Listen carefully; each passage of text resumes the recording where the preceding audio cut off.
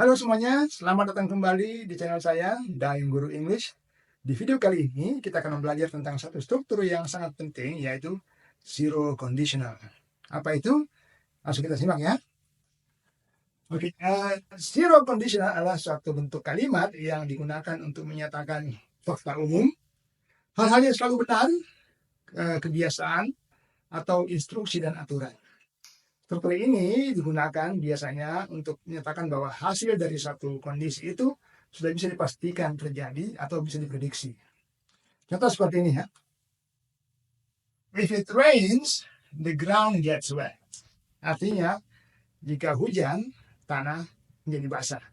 Sudah pasti kan kalau hujan ya, tanah pasti basah gitu. Kalau kita perhatikan kalimat ini terdiri dari dua kalimat ya digabung menjadi satu. If it rains, lalu sebagai kondisinya, lalu the ground gets wet sebagai hasilnya. Nah, kita lihat strukturnya di sini, if lalu diikuti oleh subjek dengan kata kerja bentuk dasar, itu adalah kalimat dalam bentuk the present simple.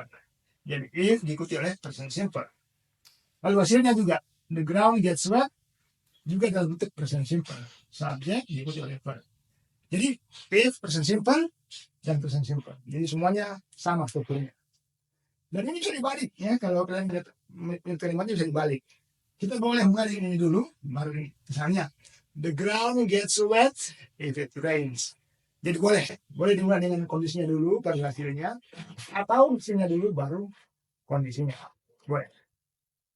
Contoh lain, misalnya, if you melt ice, it turns to water. Artinya, jika kamu melelehkan es, itu berubah menjadi air. Sudah pasti kan kalau es kita lelehkan jadi air ya. Boleh dibalik? Boleh. You can say ice turns to water if you melt it. Boleh. Lainnya, plants die if they don't get enough water. Artinya tumbuhan mati jika mereka tidak mendapatkan cukup air. Ya sudah pasti ya semua kondisinya. Itu sudah jelas. Kondisi ini, hasilnya ini. Kita juga boleh gunakan struktur ini untuk kebiasaan yang sudah pasti terjadi. Seperti saya nih kebiasaannya. Misalnya, if I wake up late, I skip breakfast. Jika saya terlambat bangun, saya melewatkan sarapan. Sudah pasti ya, karena tidak ada waktu lagi kan, gitu. Dan kalimat ini, kata if, bisa kita gantikan dengan when. Jadi kamu boleh bilang, when I wake up late, I skip breakfast. Itu sama ya artinya, if atau when. Misalnya tadi ini kita ganti ya, misalnya, when you melt ice, it turns to water. Plants die when they don't get enough water. Semua boleh diganti ya, if atau when. Contoh lain kebiasaan misalnya, I fall asleep faster if I read before bed.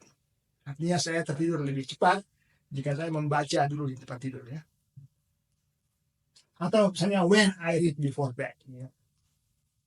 Kita boleh gunakan juga struktur ini untuk peraturan atau instruksi. Misalnya ini, if you drive over the speed limit, you receive a fine. Artinya, jika kamu berkendara melebihi batas kecepatan, kamu mendapatkan denda. Gitu ya. Jadi sekali lagi, zero conditional adalah sebuah kalimat yang menyatakan bahwa hasil dari suatu kondisi itu sudah bisa dipastikan terjadi atau sudah bisa diprediksi. Jadi kondisinya itu sudah fix. Dan sekali lagi strukturnya adalah if, present simple, lalu kita lihat present simple. Oke, mudah-mudahan cukup jelas. Thank you so much everyone for watching. Ini juga contoh kalimat kondisional ya. If you like this video, please subscribe to my channel. Thank you so much, and I'll see you again next video. Bye now.